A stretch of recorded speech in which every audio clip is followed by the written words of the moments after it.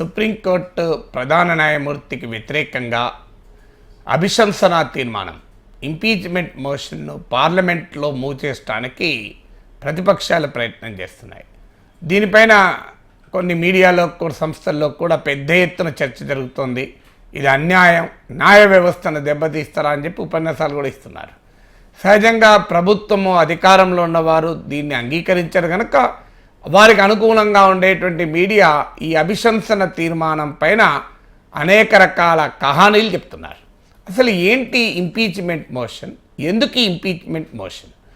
భారత రాజ్యాంగం ప్రాథమిక స్వభావం ఏంటి అంటే సెపరేషన్ ఆఫ్ పవర్స్ అంటారు. అంటే భారతదేశ ప్రజాస్వామ్యం 3 మూల స్తంభాలు: 1 లెజిస్లేచర్, 2 ఎగ్జిక్యూటివ్, 3 జ్యుడిషియరీ. ఈ 3 మధ్య సెపరేషన్ ఆఫ్ పవర్స్ ఉంటుంది. కేశవానంద భారతి కేసులో సుప్రీంకోర్టు ఈ సెపరేషన్ ఆఫ్ పవర్స్ ఇది basic structure of the constitution అన్నది. దీన్ని పార్లమెంటు కూడా సవరించలేదు. Even parliament cannot amend the basic structure of the constitution. ఈ సెపరేషన్ ఆఫ్ పవర్స్ అంటే ఏంటర్థం? లెజిస్లేచర్, ఎగ్జిక్యూటివ్, జ్యుడిషియరీ విడివిడిగా తమ అధికారాల్ని, బాధ్యతల్ని నిర్వర్తిస్తుంటాయి. కానీ అదే సమయంలో ఇంటర్ రిలేటెడ్నెస్ కూడా ఉంటాయి. ఇప్పుడు ఉదాహరణకు చట్టసభలు, పార్లమెంట్ కానీ శాసనసభకు కానీ ఒక చట్టం చేస్తే అది రాజ్యాంగ విరుద్ధంగా ఆ చట్టం ఉన్నప్పుడు కోర్టులు కొట్టేస్తాయి. కోర్టులు ఎట్లా కొట్టేస్తాయి? మరి ఇది సెపరేషన్ ఆఫ్ పవర్స్ కదా, ఎవరి అధికారం వాళ్ళదే కదా అంటే నడవదు. ఉదాహరణకు సుప్రీంకోర్టు అసలు ఒక న్యాయమూర్తుల నియామకాల పైన నేషనల్ జ్యుడిషియల్ అపాయింట్మెంట్స్ కమిషన్ బిల్లును ఆమోదించింది. దీన్ని సుప్రీంకోర్టు కొట్టేసింది. ఎందుకంటే ఇందులో ప్రభుత్వ జోక్యం ఉంటుంది. అందుకే మేము అంగీకరించాం. మా పాత పద్ధతి కొలీజియం పద్ధతి, అంటే సీనియర్ న్యాయమూర్తులతో కూడిన కొలీజియం మాత్రమే జడ్జిని నియమిస్తుంది, ట్రాన్స్ఫర్ చేస్తుందని సుప్రీంకోర్టు తీర్పు చెప్పింది. ఇవాళ ఇప్పుడు అదే పద్ధతి కొనసాగుతుంది. అంటే అర్థం ఏంటి? పార్లమెంటు తప్పు చేస్తే రాజ్యాంగరీత్యా కోర్టులు, సుప్రీంకోర్టు కానీ హైకోర్టు కానీ కొట్టేస్తుంది. అలాగే ఎగ్జిక్యూటివ్ తప్పు చేస్తే కూడా లెజిస్లేచర్ దాన్ని పక్క పెట్టుతుంది. కానీ మరి జ్యుడిషియరీ తప్పు చేస్తే ఎట్లా? ఇప్పుడు లోక్సభ పార్లమెంట్ అసెంబ్లీ తప్పు చేస్తున్నామో జ్యుడిషియరీ దాన్ని సరి చేసినప్పుడు మనం జ్యుడిషియల్ యాక్టివిజం అని చెప్పి దాన్ని చాలా గొప్పగా చెప్పుకుంటాం, న్యాయ వ్యవస్థ క్రియాశీలకత అని. మరి జ్యుడిషియరీ తప్పు చేస్తే ఎట్లా? ఎందుకంటే ఎవరైనా మనుషులే, ఎవరైనా తప్పులు చేయొచ్చు. జ్యుడిషియరీ తప్పులకు అతీతమా? ఆ మాటకొస్తే లెజిస్లేచర్కైనా 5 ఏళ్లకోసారి కోర్టు, ప్రజాకోర్టులో తీర్పు పోవాలి. అది పార్లమెంట్ సభ్యులు కానీ అసెంబ్లీ కానీ. కానీ న్యాయమూర్తులకైతే ఏ ప్రజాకోర్టు కూడా ఉండదు కదా. మరి వాళ్ళు తప్పు చేస్తే ఏంటి అనేది ఒక క్వశ్చన్. ఇందుకు భారత రాజ్యాంగంలో ఒక అంశం ఏం పెట్టారంటే, ఏదైనా ఒక సుప్రీంకోర్టు జడ్జ్ తప్పు చేస్తాడని భావిస్తే పార్లమెంట్లో అతన్ని తొలగిస్తూ ఇంపీచ్మెంట్ మోషన్, అభిశంసన తీర్మానము పెట్టచ్చు. అంటే అభిశంసన తీర్మానం అనేది న్యాయ వ్యవస్థలో పార్లమెంట్ జోక్యంగా చూడకూడదు. ఈ అభిశంసన తీర్మానం, impeachment is not aimed at parliamentary interference in judiciary, it is a parliamentary scrutiny of judiciary. ఎలాగైతే పార్లమెంట్ తప్పు చేస్తే జ్యుడిషియల్ స్క్రూటినీ ఉంటుందో, జ్యుడిషియరీ తప్పు చేసిందని భావించినప్పుడు పార్లమెంటరీ స్క్రూటినీ కూడా ఉంటుంది. అయితే ఇది ట్రివియల్గా ఉండే ప్రమాదం ఉంటుంది. అంటే ఎవరైనా అధికారంలో ఉన్నవారికి ఎంపీల కోపం వస్తే ఏ న్యాయమూర్తులైనా తొలగిస్తే అది మరింత ప్రమాదం. న్యాయ వ్యవస్థ స్వతంత్రతకే ప్రమాదం, ఇండిపెండెంట్ జ్యుడిషియరీకే ప్రమాదం. అందుకొరకు రాజ్యాంగ రీత్యా ఇంపీచ్మెంట్కి ఒక పెద్ద ప్రొసీజర్ పెట్టారు. ఏంటా ప్రొసీజర్ అంటే, ముందు కనీసం రాజ్యసభలోనైతే 50 మంది సభ్యులు, లోక్సభలోనైతే 100 మంది సభ్యులు ఇంపీచ్మెంట్ నోటీస్ ఇవ్వాలి. ఆ నోటీసు సభాపతికి అందిన తర్వాత ప్రాపర్ ఫార్మాట్లో కరెక్ట్గా ఉంటే అప్పుడు సభాపతి ఏం చేస్తాడంటే ఒక 3 మెంబర్ కమిటీ నియమిస్తాడు. అంటే వెంటనే ఇంపీచ్మెంట్ స్టార్ట్ కాదు. వెంటనే ఏదో అవిశ్వాస తీర్మానం లాగా పార్లమెంట్లో చర్చ జరిగి తర్వాత ఓటింగ్ జరిగి మెజారిటీ సభ్యులు వ్యతిరేకిస్తే ఆ జడ్జిని తీసేయరు. దానికి ఒక ప్రొసీజర్ ఏంటంటే ఒక కమిటీ వేస్తారు. అంటే అది ఒక సుప్రీంకోర్టు న్యాయమూర్తి, ఒక హైకోర్టు న్యాయమూర్తి, ఒక ఎమినెంట్ జ్యూరిస్ట్, ఒక ప్రఖ్యాత న్యాయ నిపుణులతో కమిటీ వేస్తాడు. ఈ ప్రిసైడింగ్ ఆఫీసర్, స్పీకర్ కానీ చైర్మన్ కానీ వేస్తాడు. వేసిన తర్వాత ఈ కమిటీ కనుక లేదు ఈ అభిశంసన తీర్మానంలో పేర్కొన్న ఆరోపణలు నిజం కావు అన్నారనుకోండి, if this committee disagrees with the allegation mention in the impeachment motion, అప్పుడు ఏం చేస్తారు, ఆటోమేటిక్గా ఇక అక్కడికే కథ క్లోజ్ అవుతుంది. కాదు ఇందులో ప్రైమా ఫేసి ఎస్ తప్పులు జరిగాయి అని అనిపిస్తే అది అప్పుడు పార్లమెంట్లో ఈ అభిశంసన తీర్మానాన్ని ప్రవేశపెడతారు.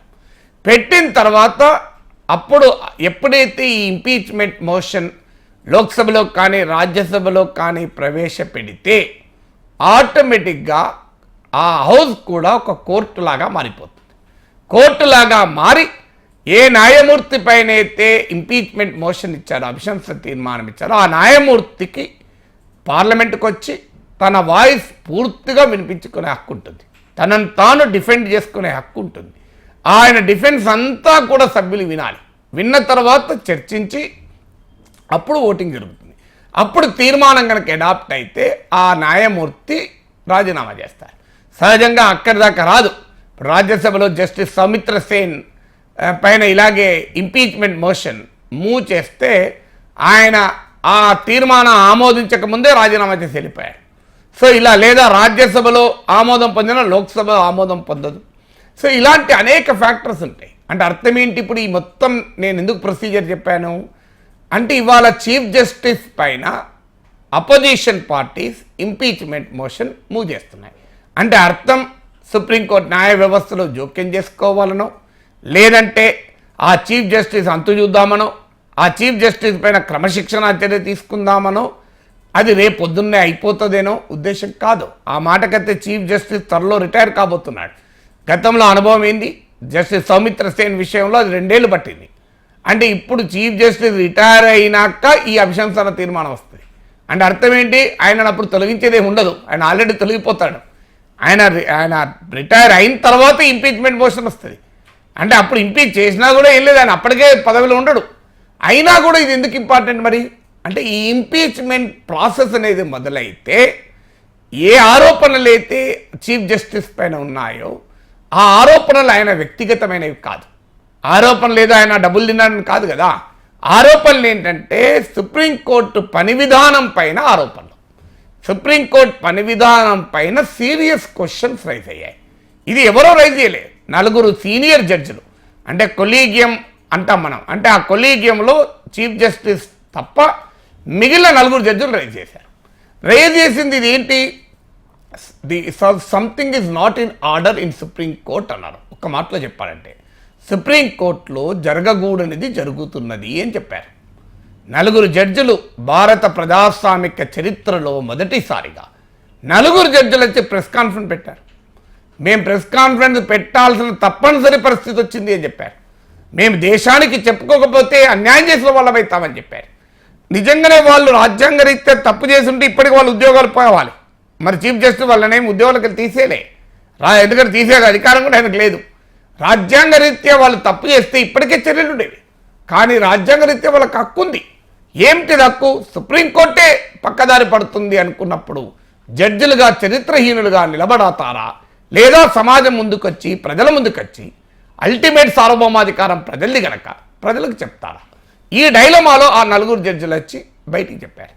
వాళ్ళు ఏం రైజ్ చేశారు, సుప్రీంకోర్టులో జరగకూడని జరుగుతున్నది, something is not in order in Supreme Court అన్నారు. మరి దీన్ని విచారించకూడదా, దీన్ని ఆలోచించకూడదా, దీన్ని సరిచేయకూడదా? మరి దీన్ని న్యాయంగా ఎవరు సరిచేయాలి, కోర్టులే సరి చేసుకోవాలి, సుప్రీంకోర్టే దీన్ని సరిచేయాలి. ఏంటి ఆరోపణలు, chief justice is the master of the roster అంటారు. మాస్టర్ ఆఫ్ ద రోస్టర్ ఏంటంటే సుప్రీంకోర్టుకు అనేక కేసులు వస్తాయి. జడ్జిల సీనియారిటీని బట్టి, జడ్జిల ఎక్స్పీరియన్స్ని బట్టి, వాళ్ళ ఫీల్డ్ ఆఫ్ నాలెడ్జ్ని బట్టి ఏ జడ్జిల్ని ఏ బెంచ్లో వేయాలి, ఏ బెంచ్కు ఏ కేసు ఇవ్వాలి. అంటే కొన్ని బెంచ్లు ఒక్కరే ఉండొచ్చు జడ్జి, కొన్ని బెంచ్లు 2 ఉండొచ్చు. రాజ్యాంగ ధర్మాసనాలు అయితే 5 అంతకన్నా ఎక్కువ కూడా ఉండొచ్చు, 7, 9 మంది కూడా ఉండొచ్చు. అందువల్ల 2 అంశాలు ఉంటాయి. ఒకటి, ఒక కోర్టు సుప్రీంకోర్టు బెంచ్ కాన్స్టిట్యూట్ చేసేటప్పుడు అందులో ఎంతమంది సభ్యులు ఉండాలి, ఎవరెవరు సభ్యులుగా ఉండాలి, ఇదొక క్వశ్చన్. 2, ఏ బెంచ్కు ఏ కేసు ఇవ్వాలి. ఈ రెండింటిని నిర్ణయించే అధికారము భారతదేశ రాజ్యాంగం ప్రకారము ప్రధాన న్యాయమూర్తికి ఉంటుంది. సో ఈ the master of the roster అంటారు. అంటే అర్థం ఏంటి, ఆయన ప్రధాన న్యాయమూర్తికి ఉంటుంది కనుక ఆయన ఇష్టం వచ్చినట్టుగా చేయొచ్చా? ఎందుకంటే రాజ్యాంగంలో ఒక పాయింట్ ఉంటుంది, రాజ్యాంగ పదవుల్లో ఉన్న వారికి రాజ్యాంగ రీత్యా సంక్రమించిన అధికారాలను రాజ్యాంగబద్ధంగానే ఉపయోగించుకోవాలి అని. రాజ్యాంగ పదవుల్లో ఉన్న వారికి రాజ్యాంగ రీత్యా సంక్రమించిన అధికారాల్ని రాజ్యాంగబద్ధంగానే ఉపయోగించుకోవాలి. People in the constitutional offices should use the powers bestowed on them by the constitution only in the constitutional manner. రాజ్యాంగ విరుద్ధంగా నాకు అధికారం ఉంది కదా, నాకు రాజ్యాంగం అధికారం ఇచ్చింది కదా అని రాజ్యాంగ విరుద్ధంగా చేస్తానంటే అంగీకరించరు. సుప్రీంకోర్టు రోస్టర్ అంటే ఏ కేసు ఎవరికి ఇవ్వాలి, ఏ జడ్జిను ఏ బెంచ్లో పెట్టాలన్నదాన్ని రోస్టర్ అంటారు. ఆ రోస్టర్కు మాస్టర్ చీఫ్ జస్టిసే. మాస్టర్ అంటే ఫైనల్ అథారిటీ ఆయనే. కానీ ఆయనకు రాజ్యాంగం ఇచ్చిన ఈ అథారిటీని ఆయన ఇష్టం వచ్చినట్టుగా విచక్షణారహితంగా వాడుకోవచ్చా? వాడుకుంటే రాజ్యాంగం అంగీకరిస్తుందా? ఇప్పుడు 4 జడ్జిలు రైజ్ చేసింది అదే. ఉదాహరణకు అమిత్ షా దోషిగా ఉన్న ఒక కేసును విచారిస్తున్న సిబిఐ కోర్టు జస్టిస్ లోయా మరణించాడు. అనుమానాస్పద స్థితిలో మరణించాడు. ఆ జస్టిస్ లోయా కేసును విచారిస్తున్నది సుప్రీంకోర్టు. సుప్రీంకోర్టుకు అది జస్టిస్ లోయా కేసు అంటే అమిత్ షా నిన్న ఆరోపణకు ఎదుర్కొంటున్న కేసును జస్టిస్ లోయా విచారిస్తున్నాడు. ఆ జస్టిస్ లోయా చనిపోయాడు. ఆ కేసు సుప్రీంకోర్టు ముందుకు వచ్చింది. ఇది ఎంత పొలిటికల్లీ సెన్సిటివ్ మనం అర్థం చేసుకోవాలి. మరి ఈ కేసును చీఫ్ జస్టిస్ ఏం చేశాడు? తానన్నా విచారించాలి, లేదంటే తన తర్వాత ఉన్న సీనియర్ జడ్జిలకని ఇవ్వాలి. తీసుకెళ్ళి 11వ జడ్జికి ఇచ్చాడు. ఎందుకు ఇచ్చాడు? కారణాలు లేవు. అంటే రోస్టర్ను నిర్ణయించే అధికారం చీఫ్ జస్టిస్కి ఉంది, కానీ అది పారదర్శకంగా ఉండాలి. ఈ cannot decide in a non transparent manner. దీనికి ఇలాగే కాదు, ఇలాంటి అనేక కేసులు పొలిటికల్లీ సెన్సిటివ్ ఉన్న కేసుల్ని చీఫ్ జస్టిస్ తన ఇష్టం వచ్చినట్టుగా సీనియారిటీని లెక్క చేయకుండా దేన్ని లెక్క చేయకుండా ఆయనకు తోచినట్లుగా బెంచ్లకు అసైన్ చేస్తున్నాడు. ఆ బెంచ్లో జడ్జిలు పెడుతున్నారు. దీన్నే ఆ 4 జడ్జిలు క్వశ్చన్ చేశారు. ఇది సుప్రీంకోర్టు ఇంటెగ్రిటీకి సంబంధించిన ప్రశ్న, సుప్రీంకోర్టు ఆనెస్టీకి సంబంధించిన ప్రశ్న, సుప్రీంకోర్టు క్రెడిబిలిటీకి సంబంధించిన ప్రశ్న, సుప్రీంకోర్టుకున్న ఇండిపెండెన్స్కి సంబంధించిన ప్రశ్న. మరి ఇలాంటి సీరియస్ ప్రశ్నలు వచ్చినప్పుడు ఎవరు దీన్ని సరిచేయాలి? న్యాయంగా అయితే చీఫ్ జస్టిస్ ఆ 4 జడ్జిల్ని కూడా పిలిపించుకొని 5 కూర్చొని ఈ సమస్యలను వాళ్ళే పరిష్కరించుకోవాలి. ఇది జరగాలి ఫస్ట్. కానీ జరగలేదు. ఇప్పటి వరకు చీఫ్ జస్టిస్ ఆ ప్రయత్నమే చేయకపోగా మళ్ళీ పాత పద్ధతిలోనే తన ఇష్టం వచ్చినట్టుగా బెంచ్లు కాన్స్టిట్యూట్ చేయడం మొదలుపెట్టాడు. తన ఇష్టం వచ్చినట్టుగా జడ్జిల కేసులు ఇవ్వడం మొదలుపెట్టాడు. లేదా ఇంకో పని చేయాల్సి ఉండే. ఆ 4 జడ్జిలే రైజ్ చేశారు కనుక వాళ్ళతో కూర్చుంటే సరిపోదనుకుంటే సుప్రీంకోర్టు ఫుల్ బెంచ్ అంటే అందరూ న్యాయమూర్తులతో సమావేశం ఏర్పాటు చేసి సుప్రీంకోర్టులో ఉన్న మొత్తం న్యాయమూర్తులు కూర్చొని ఇంకో మన కోర్టులో మనకి ఈ సమస్య వచ్చింది, దీన్ని పరిష్కరించుకుందాం అని చర్చించాల్సి ఉండే. ఆ పని కూడా చీఫ్ జస్టిస్ చేయలే. ఇప్పటి వరకు చీఫ్ జస్టిస్ పైన 4 జడ్జిలు ప్రెస్ కాన్ఫరెన్స్ పెట్టి ఆరోపణలు చేసినా దానిపైన ఎలాంటి ఇనిషియేటివ్స్ చీఫ్ జస్టిస్ తీసుకోకపోగా మళ్ళీ అదే పని చేస్తూ పోయాడు. ఇప్పుడు ఏం చేయాలి అంటే జ్యుడిషియరీలో వచ్చిన ప్రాబ్లమ్స్ను జ్యుడిషియరీ మొదలు పరిష్కరించుకోవాలి. న్యాయ వ్యవస్థలో వచ్చిన సమస్యల్ని న్యాయ వ్యవస్థే పరిష్కరించుకోవాలి. ఎందుకంటే అది స్వయం ప్రతిపత్తి కలిగింది కనుక. పరిష్కరించనప్పుడు ఏం చేయాలన్నప్పుడు భారత పార్లమెంటరీ ప్రజాస్వామిక రాజ్యాంగంలో ఇంటర్ రిలేటెడ్నెస్ అంటే నేను ఇంతకుముందే చెప్పినట్టు పార్లమెంటు తప్పు చేస్తే ఎలాగైతే సుప్రీంకోర్టు విచారిస్తుందో సుప్రీంకోర్టులోనే తప్పు జరిగితే మరి పార్లమెంటుకు విచారించే అధికారం లేదా? ఎలా విచారించాలి? సుప్రీంకోర్టులో జరిగిందని చెప్పి పార్లమెంట్లో డిబేట్ పెట్టరాదు. ఎందుకంటే ఉదాహరణకు పార్లమెంట్లో ప్రొసీడింగ్స్ను సుప్రీంకోర్టులో చర్చించలేము, కోర్టుల్లో ఏ కోర్టులో చర్చించరాదు. అలాగే కోర్టు ప్రొసీడింగ్స్ను చట్టసభలో చర్చించరాదు. మరి ఇంకేం చేయాలి? భారత రాజ్యాంగంలో ఉన్న ఏకైక వెసులుబాటు ఏంటంటే ఇంపీచ్మెంట్ మోషన్. ఇంకో మార్గమే లేదు. అందుకే ప్రతిపక్షాలు ఈ ఇంపీచ్మెంట్ నోటీస్ ఇచ్చాయి. ఇంపీచ్మెంట్ నోటీస్ ఇచ్చింది ఏదో చీఫ్ జస్టిస్ పైన వ్యక్తిగత కక్షతో కాదు. ఆ మాటకైతే ఇంతకుముందు చెప్పినట్టు చీఫ్ జస్టిస్ రిటైర్ అయిపోతున్నాడు. ఈ ఇంపీచ్మెంట్ మోషన్ కనీసం 2 ఏళ్ళు పడుతుంది. అప్పటి వరకు ఈ లోక్సభ కూడా ఉండదు. నెక్స్ట్ కొత్త లోక్సభ వస్తుంది. కొత్త ప్రభుత్వం వస్తుంది. సమస్యల్లో ఈ వ్యక్తిగతం కాదు, ఇది సమస్య ఏంటంటే ఇది వ్యవస్థను సరిచేయాలి. సుప్రీంకోర్టులో జరుగుతున్న దాన్ని ఇవాళ పార్లమెంట్లో చర్చించి దానికి పరిష్కార మార్గాలు వెతకాలి. ఆ పరిష్కార మార్గాలు వెతికే క్రమంలోనే ఇంపీచ్మెంట్ మోషన్.